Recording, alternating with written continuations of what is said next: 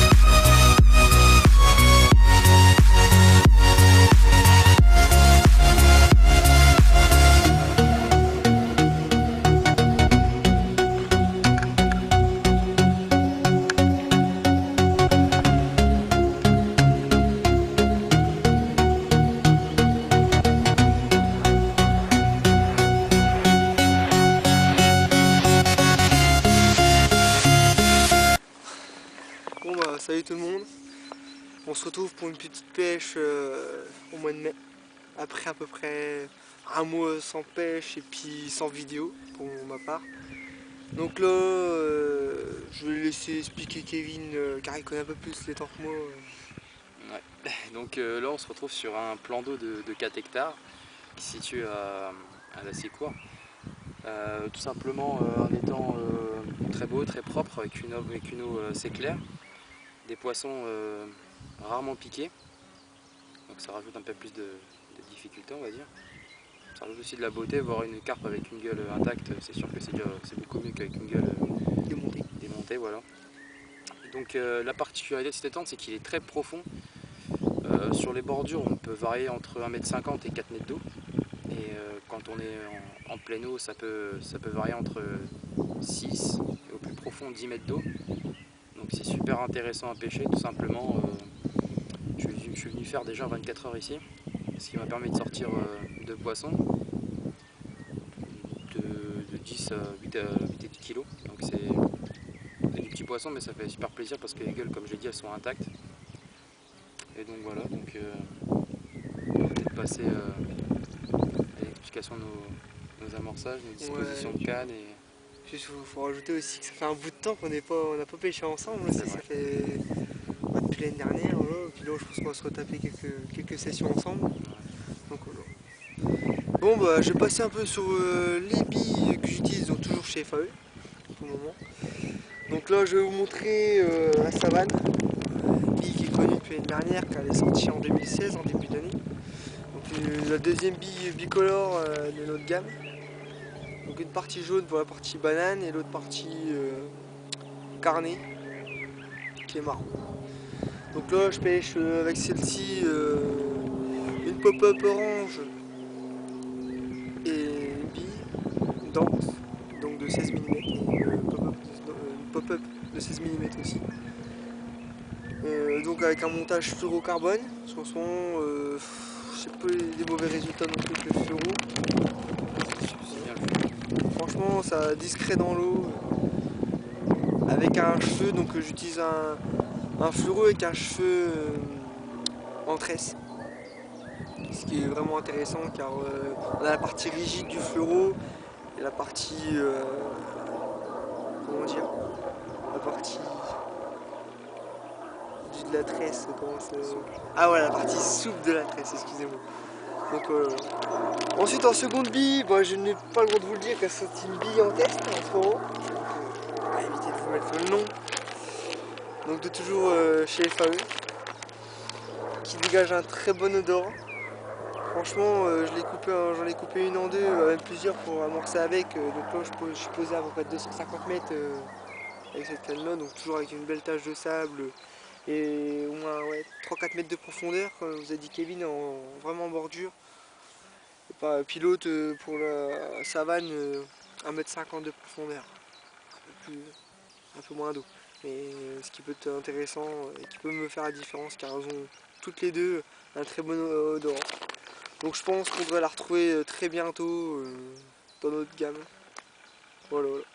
Donc je laissais parler Kevin au niveau de son amorçage et puis sa préparation, tout simplement. Voilà, toi, Kevin. Moi tout simplement je pêche avec les Bellechan Shrimp de chez Mistral Baits. Donc c'est une odeur carnée, ça m'a beaucoup réussi cette année. Depuis cette année je vais les essayer et puis bah j'ai eu la chance de prendre quelques fiches avec. Tout simplement bah voilà, c'est les deux cannes qui pêchent avec ça. Donc la première canne elle est située en, on va dire en bordure, mais pas trop non plus parce que je pêche à ras des branches, des buissons qui sont dans l'eau, dans à peu près 1,50 m, 2 m d'eau. Donc sur une tâche, sur un substrat assez dur. Donc c'est nickel avec un amorçage composé de Mexican Pellet de chez Mistral. Donc avec différents pellets de différents diamètres qui permet de différentes dissolutions.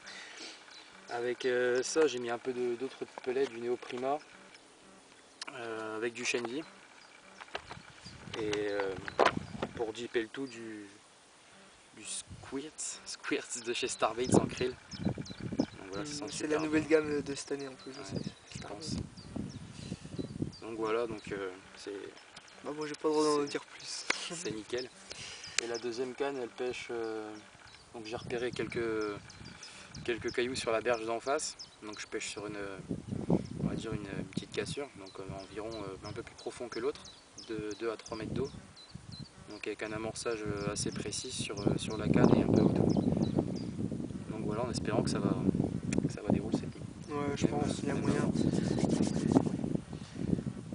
Mais par contre, moi, comme je vous expliquerai tout à l'heure, le système du backlit, parce que moi, il a vraiment... C'est vraiment loin et puis je pense qu'il va naviguer en bateau pour aller chercher le poisson. C'est ce que je disais avec Kevin tout à l'heure, il y a moyen qu'elle soit elle se tanque, soit elle revient, mais bon, il y a plus de chances qu'elle se tanque quand même. Donc là je vais vous expliquer tout de suite après ça. C'était le temps backlit. Voilà. Bon allez. À tout à l'heure peut-être. Bon bah, je vais vous expliquer un système quand on n'a pas de backlit comme moi. Et vu que je suis tordu à environ 200-250 mètres vraiment loin, je trouve un une bonne petite tache de sable là-bas, donc je me suis posé là-bas. Donc alors moi je prends mon fil, comme ça, comme cela.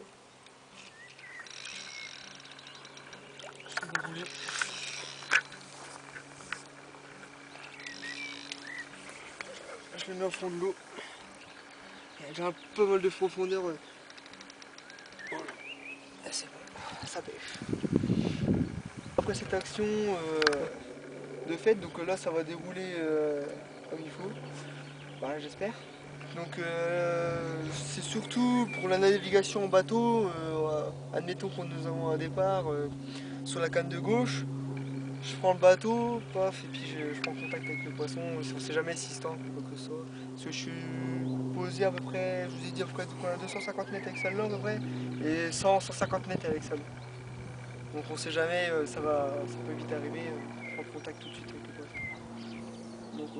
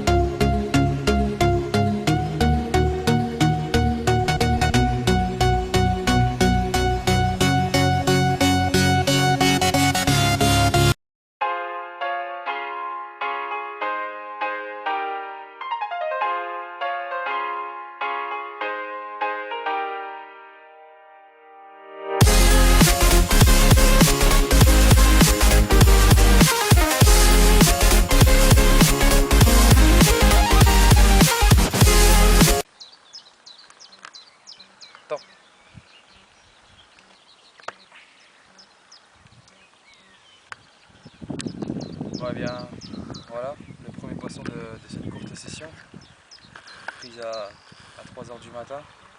Un départ, un assez beau départ, qui s'est suivi d'un petit combat. Elle a su se défendre, se débattre. Voilà, prise à 3 h du matin, comme j'ai dit, sur un Global Krieg, avec en guise d'èche une Belgian Shrimp chez Mistral Bait 120 mm avec une pop-up de 14 mm. Donc voilà, petite commune qui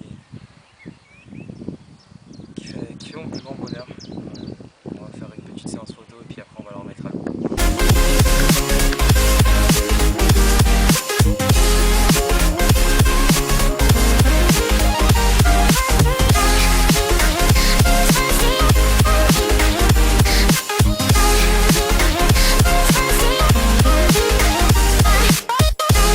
Bon bah voilà, fin de la session. Ouais. Bah voilà, bon, moi, on a le plus. Bon, on a déjà eu quand même.